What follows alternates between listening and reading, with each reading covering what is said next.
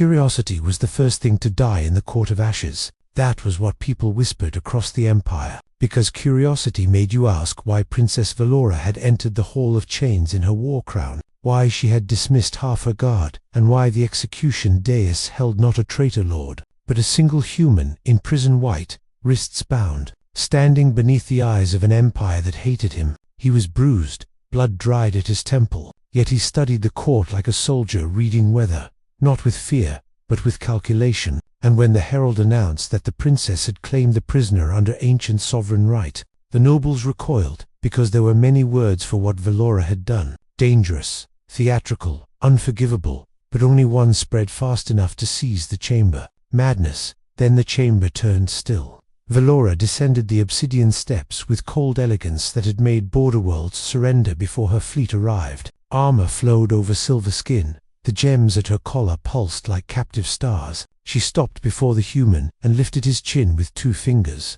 as though inspecting a weapon she meant to keep. The Chancellor spoke first. "Your Highness, this man was taken on Dovar Station. He killed legionnaires, crippled a relay, and refused interrogation for 7 cycles. He is not tribute, he is infestation." Vaelora did not look away from the prisoner. "I am aware of his file, Lord Chancellor." "Then why claim him?" demanded a duke whose sons had died in the uprising. "Why stain the throne for an animal from a lesser star?" The hall waited for Vaelora to kill him for that insult. Instead, she said, "Because the Empire has forgotten how to recognize value unless it kneels." The answer struck harder than any threat, and for the first time the human spoke, voice rough and calm. "Where I come from, Princess, men usually ask before adopting strays." Swords half left their sheaths, but Vaelora only tilted her head. "You are not a stray, human. Strays beg." "What are you called?" He met her gaze. "Captain Elias Thorne, 3rd Prisoner designation does not apply to my name." The faintest curve touched her mouth. "Good," she said. "Keep that part." Across the hall, outrage ignited like fuel. The High Marshal stepped forward, scarred and furious. "Your Highness, we do not keep human officers alive. Kill him now, and let this spectacle end."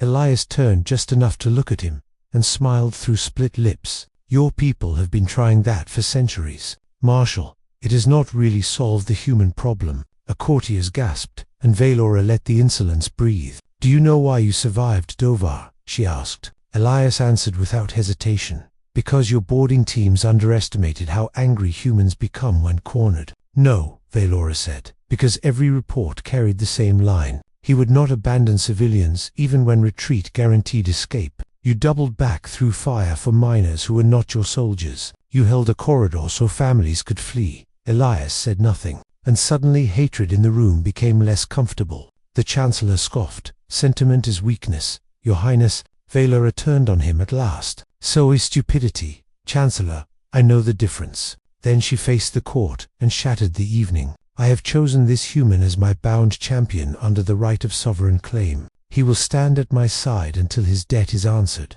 or until death proves him unworthy." Voices crashed together. Madness, disgrace, human poison. Every accusation rose beneath the ceiling. Then the oldest lawkeeper struck his staff and invoked challenge. "If the court deems the claim corrupted, the chosen may be tested by blood. If he fails, he dies. If he prevails, the claim stands." The nobles seized the law like wolves. "Yes, test him. Let the beast prove itself." That was when the court called it treason allowed. Ancient law bound even a princess once the challenge was accepted. The gravicuffs unlocked. A weapon rack rose from the arena floor, and from the western gate entered Lord Cassian Vor, cousin to the throne, duelist of the inner worlds, smiling with the confidence of a man who had never confused ceremony with danger. He saluted Vaelora. "Forgive me, cousin. I only mean to rescue our bloodline from embarrassment." Elias walked to the rack, passed over the jeweled blades and polished sabers, and chose a shock baton. Scarred and heavy, the court laughed. Cassian laughed with them. Vaelora did not. She had read enough human history to know a terrible truth.